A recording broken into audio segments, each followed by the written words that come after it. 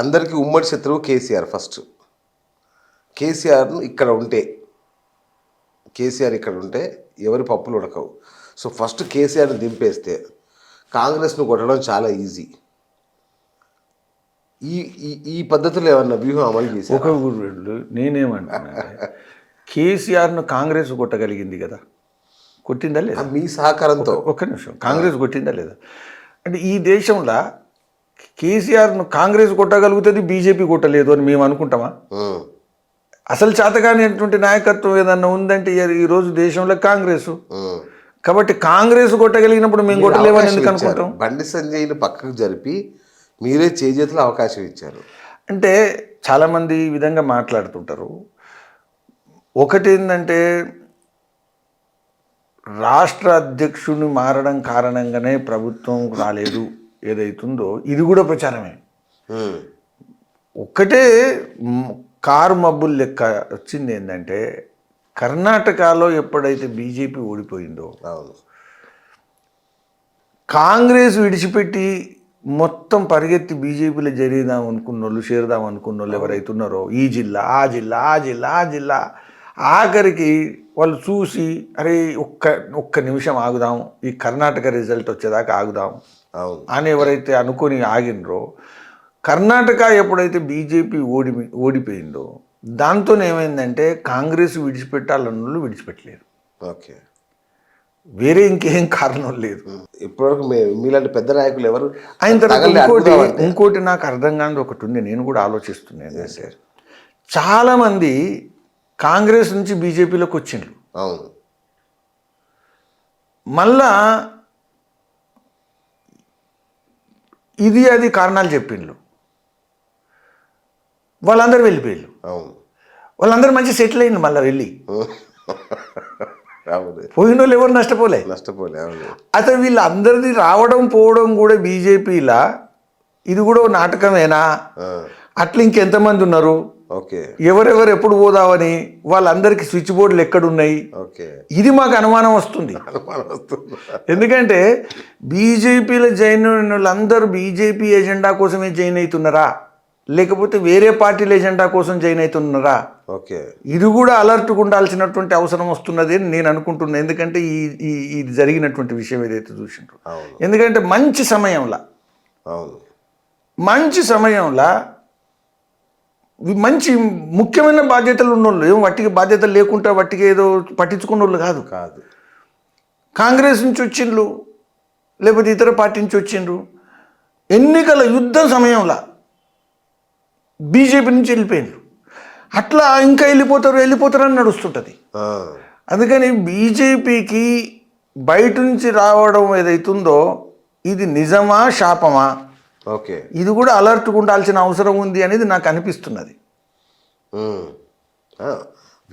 ఎందుకంటే ఈ స్విచ్ బోర్డులు ఎక్కడున్నాయో తెలుస్తలేవు.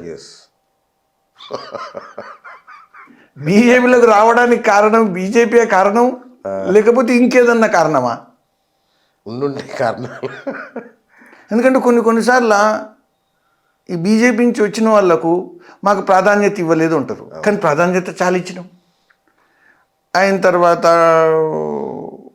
కొన్నిసార్లు అనుమానం వచ్చేంత అంటే మా కార్యకర్తలకు అనేక త్యాగాలు, ఈ దేశంలో రక్తపాతాన్ని కూడా సహించి, హత్యలను సహించి, సిద్ధాంతం కోసం పోరాటం చేసి ప్రాణాలు పోగొట్టుకున్నటువంటి కార్యకర్తల సంఖ్య ఎక్కడైనా ఉంది అంటే ఈ దేశంలో తెలంగాణలో ఉంది. మొత్తం మీకు ఏ జిల్లా తీసుకున్నా అనేక కుటుంబాలు పోరాటం కూడా ఇక్కడ చాలా సాహసోపేతంగా, మాకు ప్రభుత్వం ఏది రాదు అని అనుకున్న సంవత్సరాల్లో కూడా భీకరమైనటువంటి పోరాటంలో పాల్గొన్న కార్యకర్తలు ఉన్నారు. మీరున్నారు అందులో. అయితే కొన్నిసార్లు చూస్తే ఏమనిపిస్తుంది అంటే దీన్ దయాళ్ ఉపాధ్యాయుకు మేము వారసులు అసలు మేమేనా, లేకపోతే వచ్చిన వాళ్ళ, లేకపోతే శ్యామప్రసాద్ ముఖర్జీకి మేము ఇంకా అర్థం చేసుకోలే, వాళ్ళే అర్థం చేసుకున్నారా? ఇంతకన్నా ఎక్కువ కొన్నిసార్లు ఏమైందంటే డాక్టర్ హెడ్గేవారు వారసత్వం కూడా వాళ్ళకే ఉందా? ఆర్ఎస్ఎస్ అంత నమ్మించి మళ్ళా టైంకు మోసం చేస్తున్నారు. దీని కారణం కూడా పార్టీకి బాగా నష్టం వచ్చింది. కానీ మీరంటే నాకు మౌలికమైన ప్రశ్న సార్, బీసీ ముఖ్యమంత్రిని ప్రకటించిన మీరు బీసీ అధ్యక్షుని తీసి కిషన్ రెడ్డిని పెట్టడంలో ఆంతర్యం ఏంటి? నాకు ఈ ప్రశ్నకు ఒకదానికి ఆన్సర్ చెప్పండి. అంటే నాకు తెలియదు. అంటే మేమందరం ఇప్పుడు ఒకటి, ఇది మమ్మల్ని అందరినీ సంప్రదించి ఓకే, మా పార్టీలో రాష్ట్ర స్థాయి నాయకత్వాన్ని అందరినీ కలిపి చర్చించి ఈ నిర్ణయం తీసుకున్నటువంటి నిర్ణయం కాదు. ఓకే, ఇది జాతీయ స్థాయి నాయకత్వంలో జగత్ ప్రకాష్ నడ్డా గారు, మోదీ గారు, అమిత్ షా గారు, ఇతరత్ర ప్రముఖ నాయకులు ఎవరైతే ఉన్నారో వాళ్ళు నార్మల్గా ఇటువంటి నిర్ణయాలన్నీ కూడా వాళ్ళు తీసుకుంటారు. ఓకే. అయితే ఊహిస్తున్నా, అంటే నేనేం ఖచ్చితంగా చెప్పలేను. ఏంటంటే రాష్ట్ర అధ్యక్షుడు కనుక ఒక వ్యక్తి ఉంటే ముఖ్యమంత్రి బీసీ అని అన్నప్పుడు అతనే ముఖ్యమంత్రి అనుకోవచ్చు. కాబట్టి నలుగురు ముఖ్యమంత్రులు అనుకోవాలా? ఆ వర్గానికి సంబంధించినటువంటి నలుగురు కూడా ముఖ్యమంత్రులకు అవకాశం ఉంది అని అనుకోవాలా? ఆలోచన అంటే విశ్లేషించడానికి. Correct, correct. ఓకే. ఒకరైతే ఒకరికే ఉంటుంది, నలుగురికైతే నలుగురు వాళ్ళ సీట్లు ప్లస్ వాళ్ళ పక్కన ఉండేటువంటి సీట్లు కూడా గెలిపించుకొస్తారు.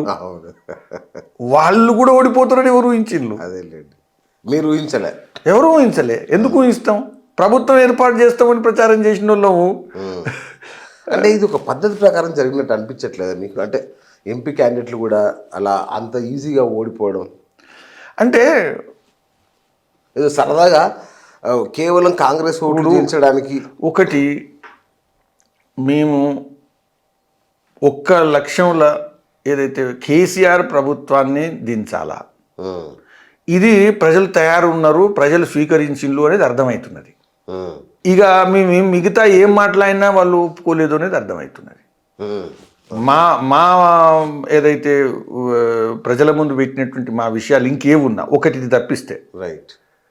అయితే దానిలో మమ్మల్ని ఎన్నుకోలేదు, దానిలో కాంగ్రెస్ని ఎన్నుకున్నది. కానీ బీజేపీలు అర్హులు రాష్ట్రంలో అని ఏ రకంగా కూడా మేము పెట్టినటువంటి ఏదైతే ఉన్నాయో విషయాలను ప్రజలు ఆమోదించలేదు. ఇప్పుడు అందరూ అంటే ఓడిపోవడం ఏదైతుందో అంటే కేంద్ర పార్టీ బలంగా ప్రచారం చేసింది. నరేంద్ర మోదీ గారు స్వయంగా వచ్చి కేవలం జనరల్ ప్రచారమే కాదు, బీసీ ముఖ్యమంత్రిని చేస్తాము అని ప్రచారం చేసింది. బీసీ ముఖ్యమంత్రి అంటే మురళీధర్ రావు అయితే కాదు కదా, బీసీ ముఖ్యమంత్రి అయితే కిషన్ రెడ్డి అయితే కాదు కదా, మేము పోటీలో కూడా లేవు. కాబట్టి వాళ్ళు కూడా ఓడిపోవడం అది ఏదైతుందో ఇది దాని అర్థం ఏంటంటే మేము ఏదైతే ప్రజల ముందు విశ్లేషించి ఆలోచించి ఏదైతే అవగాహనతోని మేము ప్రజల ముందు పెట్టామో దానికి ప్రజల ఆమోదం లేదు, ప్రజలు దాన్ని స్వీకరించట్లేదు ఓకే అనేది దాని యొక్క విశ్లేషణ.